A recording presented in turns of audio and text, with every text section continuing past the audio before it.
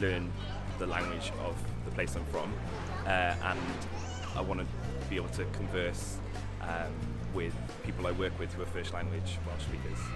Fi'n credu mae fe'n bwysig I bwysleisio'r manteision sydd I gael trwy dysgu a gallu siarad Cymraeg, trwy addysg, neu ym myd gwaith, neu o ran diwylliant. I think more information about where I can do it and a better understanding of what level I am already.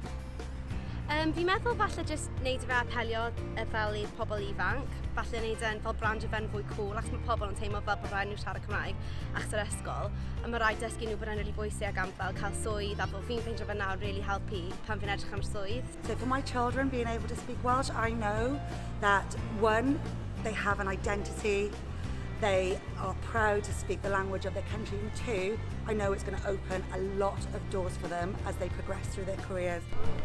Mae'r iaith Gymraeg yn bwysig iawn I mi, nes I gael y magu yn yr iaith Gymraeg, ac dwi'n magu'n plentyn I Idris yn iaith Gymraeg hefyd, ac jyst mae'n bwysig iawn cadw'r iaith yn mynd trwy'r cenedlaethau.